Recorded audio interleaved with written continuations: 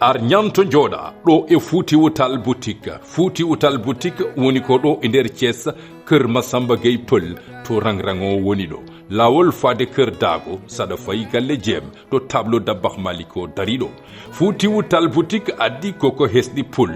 jesner siphon lafaya jipir coton tunimuni applique chimical waxé taguet lin Pageris Gold prêt-à-porter tawko rewbe e worbe brodé coton dentelle arva italien tawko worbe bimi ebe jeeya en gros ebe jeeya kadi détail anti do hebde hen ko leri non mbatta ko 77 346 56 13 walla mbada 75 367 00 40 ya do be jaar koli didi nandiri diwdato yo pune dilale funage nage funage nage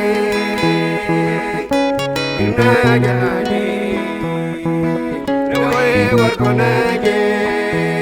kwala fomo kilo dali samba dado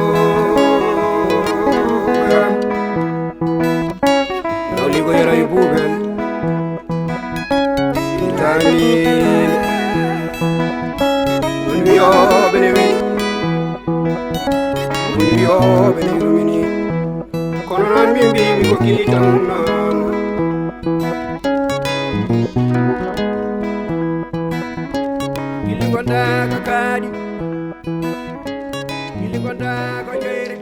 Manel. Oh Manel. Oh danto. Manele. Oh museli. Aran selian. Wayar selian adano.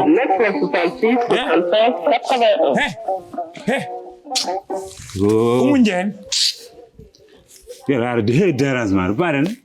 Njen odo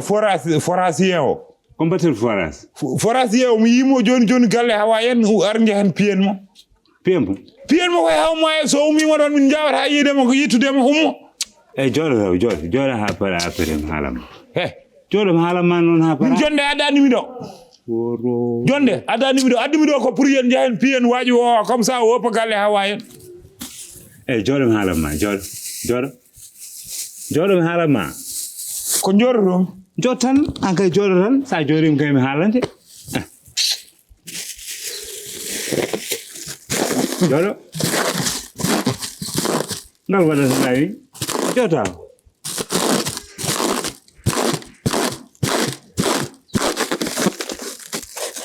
arkabo ene woro kuni won awulay hol kuldu sero doga ana wana gor umunjen kabden he oro omoni zere hawa yo nati galle hawa yen bamu hawa la do ko yumu hawa mi yani yumu hawa don onata dono zere hawa kadi hawa wata resde hawa yer fara ha boy senje anen acha boy senje hol wuti bo bodejo wala ho danejo ko wonduma wutte mo wari an kay ndi hol bandu way non podden jewno no bandu wali min biya mo nyallene jam hali ko joni accu so mi senjari atayo holar hay so parido en mi wada atay wana ya hantaw ma ngorto den mi baden atay se bari yen gila makko boccirada do wiya gan ya hantaw so boccirima joni hoti no zeri hawa après o hoti joni joni kay joni ngom tambur yar tambur no fe wallahi ka tambur wala ka kuldu mi hulay mi hula Amerir mirhul. But Crescela ka kul. Palm kulmi doye. An ka kul an hona gor. Palm kulmi doye le wure. Ka kul sa hulan so wi mar njehen. Aran njehen direct kabdene o don jaltinen mo. Ya tangi nyenden do. Ayami mi kasando gel abu sake. Ha? Ona he lawol forago mi potuno. Hawre mbor ya mir yurno hawa. So ya hani galle so ya hani to zero forazo. A finalement nono wi o mo jorbo ham tiagal. Kanko abu sake bo. Imo gobe abu sakke be ala don abu sakke nen non amul kalima be amul kalima ko ko yimo ko kalima be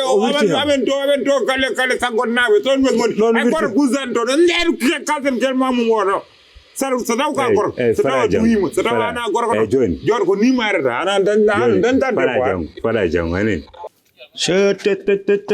hay Allah boy fen wulde ay fi kay faal wuli na trop wuli na kay taf yedo gas gan oh ay say warga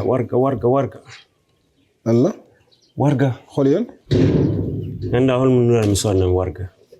ba ma dem jënd aba dem jënd lol metti wala an mi jiri hala nem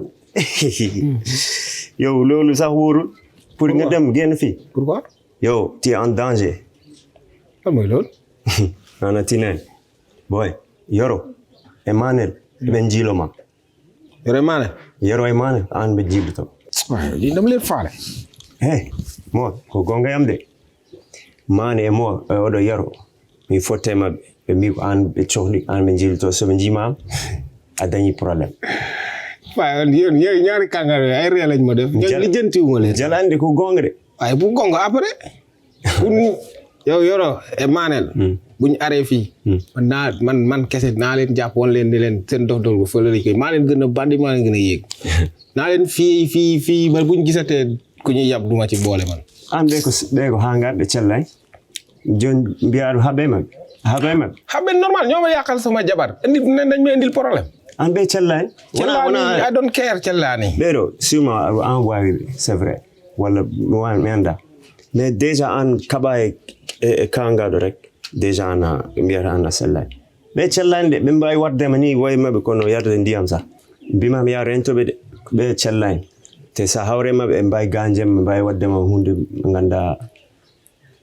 mi halamade lo deug la ben instant quoi mais nak xam nga parfois dañ lay pousse ba nga seuss quoi xamna ne buma xex ak ñom ko fi rom man ngay wax waaw mais tamit mënuñ ma top man ki dof la lim bëgg mom la bëgg impossible pour mom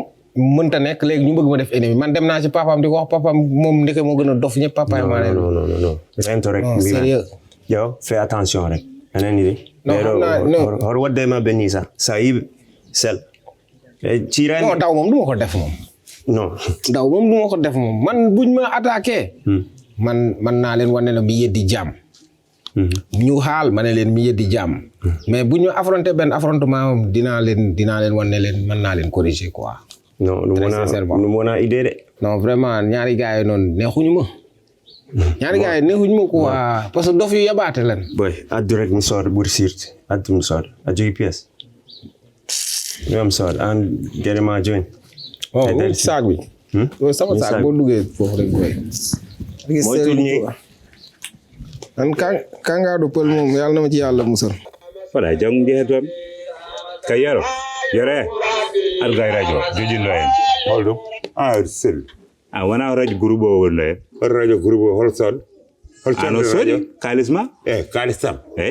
wana mi totumi kalis wana asimi totumi kalis totuma kalis ya ko radio groupe joni wana woniri radio groupe wa ha kay bidandi kay woniri radio groupe wana no ciodane ngartudande bida ko ene fof ndendi momi ma non ano wi ham non yaro radio hande wala sambulo burba kettomi hen mino hande sambulo burba ko mino hedoro dum hande ni radio ngo wala ko gala men wallahi yar radio ngo do wala awawa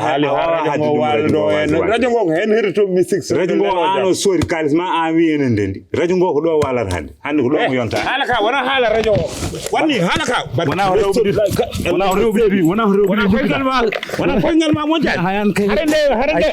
wana koyngal ma mo jani mane wobu radio wobu radio alla ne sedi wobu radio yaro sayti koyngalam nyim faw radio am o jungam les ngo mi wo radio ma les sa botiri ma re jungam nyam ngo o jungam nyam yer botu de jungam nyam fer ngalo de wallahi fi kam ay fi am ngal mo fada fi ngal ko fer ngal alla ne sedi ay wa hala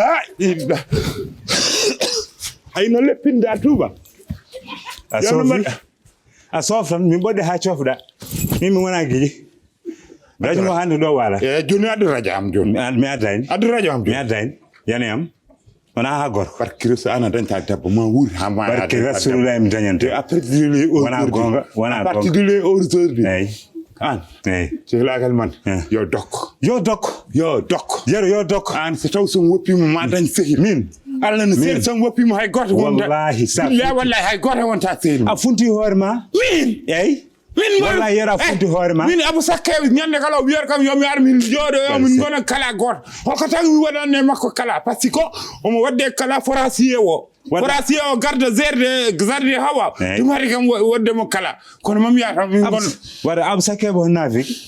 min ko abu sakkebe haalata bangam ko wona dum haalata bangima Siri na bagage. Desura misa. Ande radio go desura misa. Wallahi radio go jata. Radio go yo mani. Allah na tedi yaw. Allah na tedi. Ya. Aran ko ngal mama jan wa radio. Ya radio ko hen zegal ni tekam. En ya dedi yam. Ya mam biya dedi ka. Wop mi hot. Allah sen wonta arde kala. Barke ya rasul la yatra gallo. Ande radio go do wala. Radio go enen dendi dum.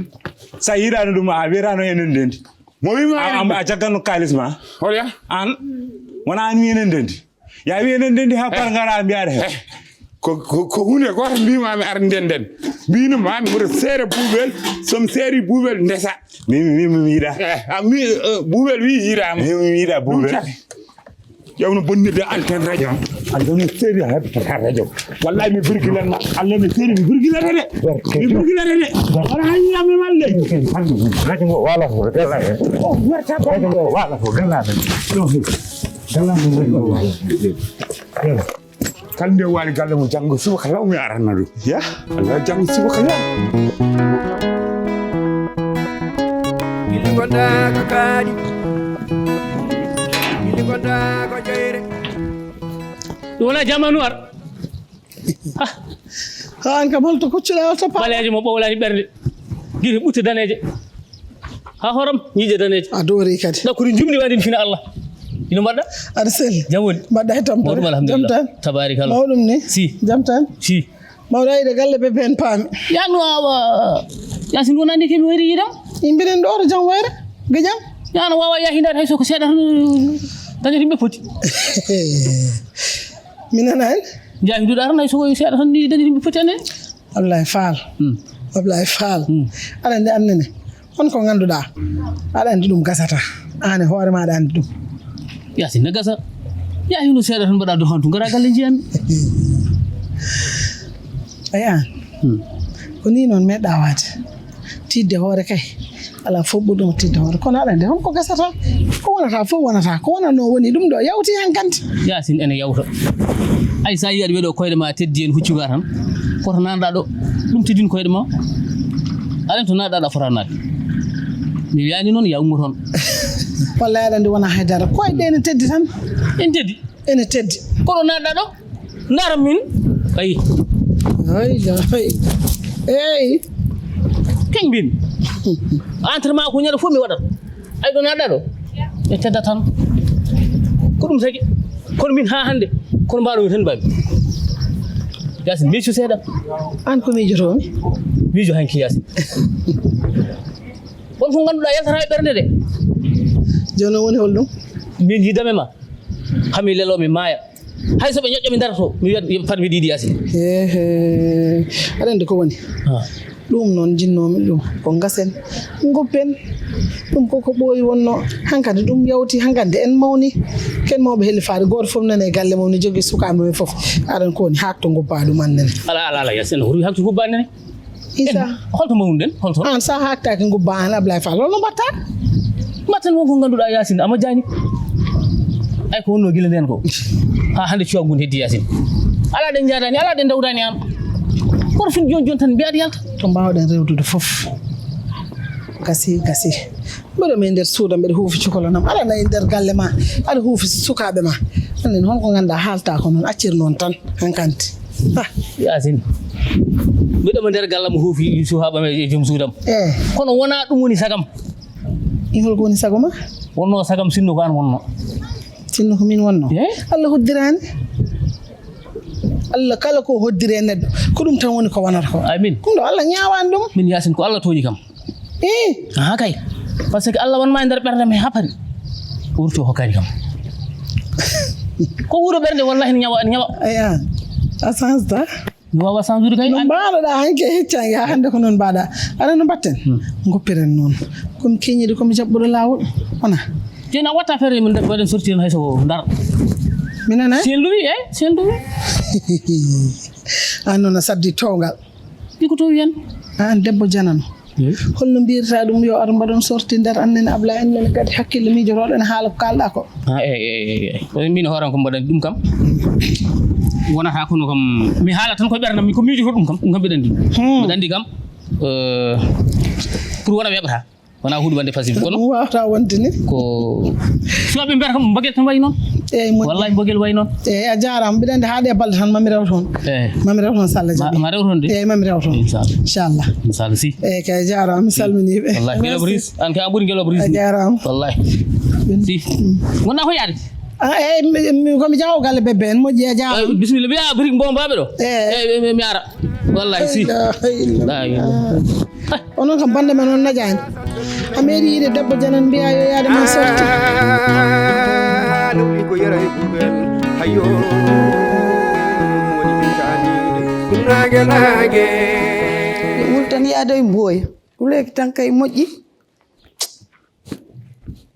ƴeew ɗum yurmini dawa gese garda e heege ɗonka e tampere ngara tan ni barkade koye dugu gonɗon kadi Allah heedi kam hen mi change domaine ko darda e damal tan aɗa wicci juuɗe mi change domaine min ko an pannomi change domaine ɓooyi kawoyeyam panno change domaine no wayni uddu hunuko maako ko ala wonko jimmi haalandema tan ko kadi ko jam ɓolo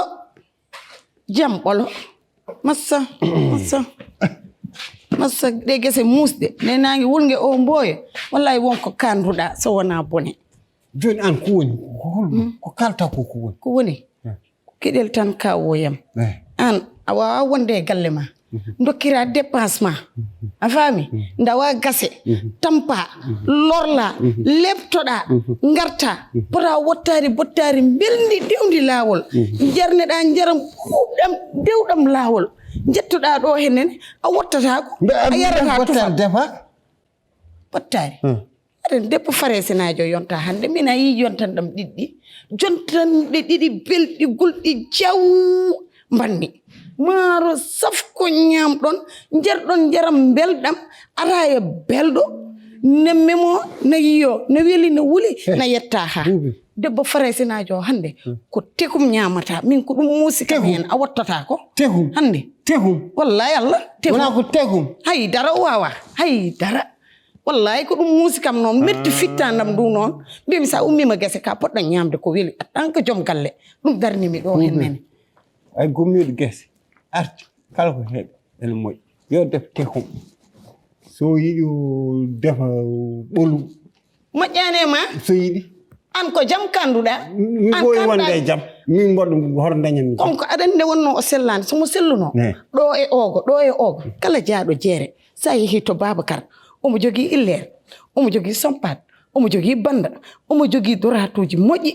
omo jogii yayboyaji ɓutti murokaji ɓutti o yaha Babacar dugganamo yeeyamo ha moƴƴa o aro defa maaramo ko welko kono o yeehi o soodi yummo gis Baba yaboye ɓoccogagal ɗon fuɗɗi so arino mami nawannomo rewde Babacar o soodani Babacar ɗum haɗatamo defde ogonaga fof no gandimo ɗum haɗatamo defde ko ɓeli wallahi o tego defa tegum yo barmi o koko fasi tan wona ma watto an ay gejje gayɗe ala an ma watto hande ma watto min Allah heedi kam hen a wattaki min alhamdulillah reedam ɗo annanimi kala kene naara hen ko laaɓi wonata saabu reedu wona bool sah so tuwi lawƴe kala kada nanna ay sinno mbinoɗami ko gorko ma o tottir dépasse kono dépasse am kañum bonata yo haajuma bone eyyi yo haajuma bone ɗum buubir ɓernde mane ɗemnani hay seeɗa mata wana defa ko ƴoƴi wallay so noddino kam mi wallamo an so noddino ko mbiyata ɗo e omo defa ko metti ko an a balɗe ma ɗiɗi nani a defi mo defi ni mo defi sami defani mo defi wana mamma yam de maymuna mamma yam kanyum de so wana no kanyum boni jana yi maymuna memani barmam wulli aduna fo taki barmam defara do ko min defi bardam didi ha timmi baraji wawre unugal bay yontam dem yalti onon ko lor hakimi tan onon lor hakimi tan ko yaro wadi dum yaro lepti hoore mum so haadi no yam wallahi dum do fottawata on Gonda ko kadi gonda ko jeyre jonna mon wayno bafulaji dido ni badirtedi hewuji ew mon heewi tel dum do jonna e fawno won koy deftiti elle sa yimo tan no cikka ko bawno jonde bawdo o jodi taw haydara wawa walloy faabom bubel woptonde wallahi mi toñani sa faabaki mo hande wallahi ndiyam jartoto ɗon sabu ko teku mo defata tekum o territoire wonno guro mabɓe de ko woni territoire na territoire defoɓe hôtel ɓe wande fenade ɓaleeri kurum o defay territoire gummoɗa Côte d'Ivoire ngara Fouta kummo yummen ɗo jooɗoɗa ɗo henen o so mataw ko Fouta Côte d'Ivoire o hay bel hay daro wawa wopputoñmi haalantu yande wonana ko kalanoɗa ani babam nde mi nani mon de wopputoñde o wawa hay dara no zerenmi balɗam ɗiɗi moƴƴiri ni wallahi l azim oɗo on daña caɗele hande o gottata o kirtota ko hanko min walluma ko balluɗa ham lawƴande kam kaake woto bonnu inde kaake lawƴanɗa kam eyyi kaake lawƴanɗa kam so neɗɗo waɗi o ko moƴƴi on joɓa ɗum dimina kaake lawƴanɗa kam wallumo sibo Allah so ɗumala en gottata ko sabu ay lembelaɓe yaro o sellani so sellum o haɗanno yam aɗa dañi jeewo moƴƴo bawɗo ko waɗata ko ganduɗo ɗo fawata koyngal muɗum sami defi tan aduna o fof dilla waɗa gulali o yaha adda lembel ganduɗa henen ko gettu beyoji lembel lemali muɗum lembelaɓe ganduɗa ko bolli foyɗo ko hangaɓe cellani o ƴeew ay buuɓe sa woppan toon ko yayam jahan min haalan yayam woppu toonde buuɓel toñani inde gonga kalmi o wawa onon koye o koye ko ñammini on ko koye no tiiɗi koye min no foti duuɓi mbaɗa mum ɗo e oɗo galle o ara heccangue tan ko haali foof mbiyon so mbiyam yaram kalla o koye bujanaki yar rowoto galle o fof o bujani koye talkuru makko no moƴƴi koye gonga kalmi de defo bone mbiyon haaletake te min sami defi ko moƴƴani haale o defi bone o haalete tekumo defi eyi so haalni mo noon ko haajuma eyi min kalmi koye sunde sa haale wendi ɗum ko probléme ma nage ayni mbam ko maram naɓe remin mbam goppi fof min mbaɗi ɗum haali je te appelle de Assimi oui ayni mbam ko mbawga naaƴa ko remin mbam goppi fof min mbaɗi ɗum haali bon je vais sortir. Tu vas où? Je vais aller se battre, quoi. Bagarre. Je vais aller faire une bagarre, quoi. Tu as déjà vu quelqu'un qui va se battre pour dire aux gens que je vais aller me battre? Oui. Tu es en train de rigoler. Tu vas battre avec qui? Là, je ne suis pas rigolé. Mais tu vas battre avec qui? On va se casser le gueule de la forêt. Moi et mon ami Manella, on a programmé depuis hier, dans la nuit, pour dire que demain, si on se réveille, sur les jambes, Allah et Neladumou, on va se casser le gueule de forestier, le gars qui gère les forêts là. Parce que c'est à cause de lui, mon ami Manan, il n'a pas encore épousé les femmes. Moi, j'ai 2 femmes. Et mon ami, depuis qu'on s'est fait les douhades, il n'a pas eu de gueule chaque femme. Aux Zérani, il n'y a pas les Zérations, il n'y a pas les Bardou de Mako. Mbangu mako welani mbangu y a pas les mbangu welu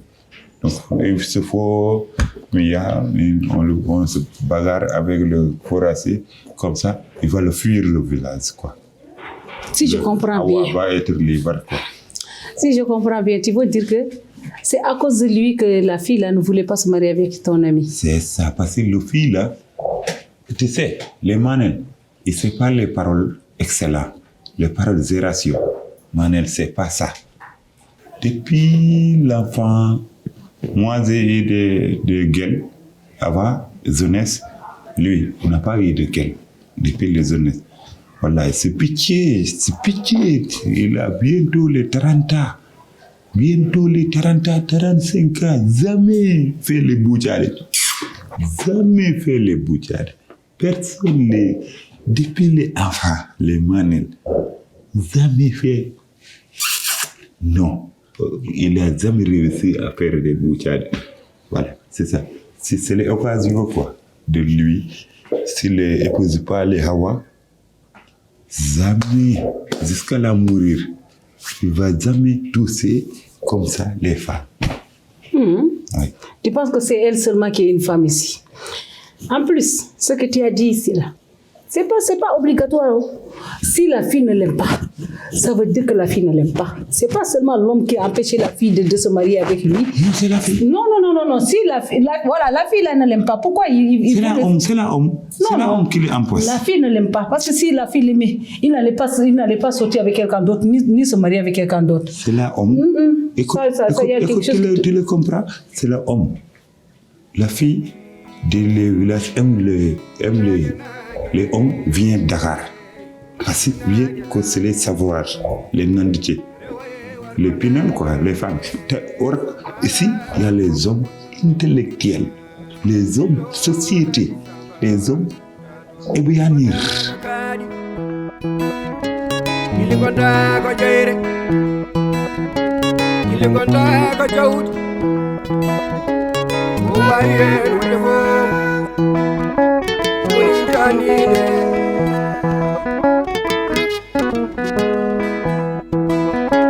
Ugal wi ko kañum woni jeew Asimi wi ko kañum woni jeew ko waawi hen wonde fof kiliyarane poori kiliyarane poori